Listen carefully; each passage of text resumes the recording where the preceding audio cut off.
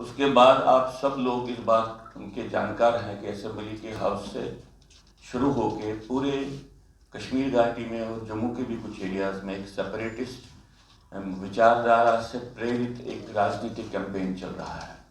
और हम इस बात को देख रहे हैं कि एक नए सिलसिले एक नए तरीके से यहाँ पे एक अलगाववादी उफान को खड़ा करने की एक प्रक्रिया चली है।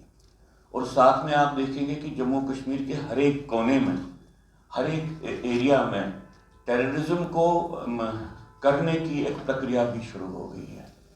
इसलिए दो बातें साइमल्टेनियसली हो रही हैं।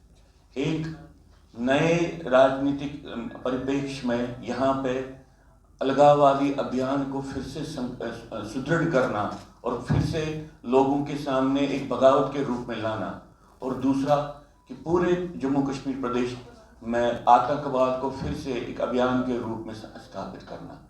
ये बातें जो हो रही हैं ये अचानक से नहीं हुई।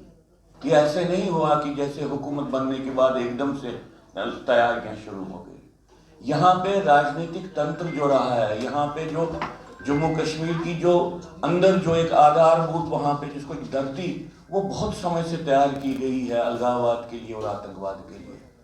दुर्भाग्य की हमारे लिए बात यह है कि भारत सरकार सिर्फ नॉर्मेलिटी के दम भर रही है और नॉर्मेलिटी को रिस्टोर करने के लिए जो करना चाहिए ऐसे विषयों से अपने आप को विमुख करती है। तो हम आज की प्रेस कॉन्फ्रेंस में ये कहना चाहते हैं कि दो कारण हैं जिसके कारण अलगाववाद पनप रहा है और जिसके कारण आतंकवाद सिर्फ जम्मू कश्मीर में नहीं पूरे देश में किसी न किसी रूप में हमारे सामने आ रहा है। एक कारण है जो भारत सरकार ने 90 में वहाँ पे जो अलगाववादी सांप्रदायिक अलगाववादी आतंकवाद वहाँ पे हुआ था, उसका जो प्रमुख लक्ष्य था हिंदुओं को निकालने का, जिनोसाइड करने का, उस बात को जो भारत सरकार ने नकारा, डिनाई किया, वो सबसे बड़ा एक प्रोत्साहन बना कि अलगाववादी सांप्रदायिकता विचार से अलगाववादी और जिहादी मानसिकता को पोषण मिले, उसको रिकॉग्निशन मिले और ऐसे तंत्र को यहाँ पे अंदर से एक एनकरेजमेंट मिले।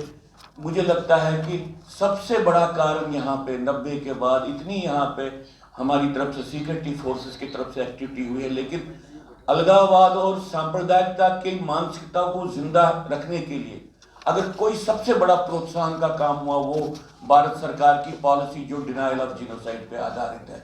और दूसरा जो आधे अलगाववाद के आधार पे राजनीति चलती है, पीडीपी नेशनल कॉन्फ्रेंस जैसी राजनीति, इसने अंदर से एक विघटनकारी तंत्र को खड़ा रखा।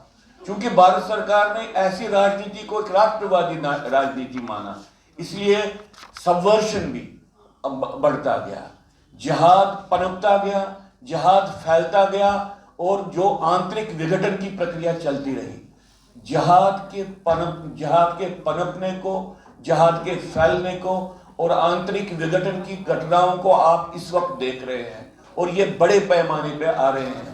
मैं समझता हूं कि एक सिचुएशन क्रिएट हो गई है जहां पे भारत सरकार को सोचना पड़ेगा उन विषयों के बारे में जिसके कारण वहां पे आतंकवाद पूर्ण रूप से समाप्त हो सकता है। और मैं यहाँ पे अपने निवेदन का समाप्त यहाँ पे आपके सामने करता हूँ। कश्मीर घाटी के विभाजन के बगैर अलगाववाद खत्म नहीं होगा। कश्मीर घाटी में पनन कश्मीर के निर्माण करने के बगैर कश्मीर में अलगाववाद और पाक इस्लामिक जो वहाँ पे सेपरेटिज्म है वो खत्म नहीं होगा। इसलिए जम्मू कश्मीर के एक नए पुनर्गठन के बारे में सोचने की आवश्यकता है, जहाँ पे कश्मीर का राजनीतिक विभाजन हो और जम्मू को अलग एक राज्य के रूप में प्रतिपादित किया जाए।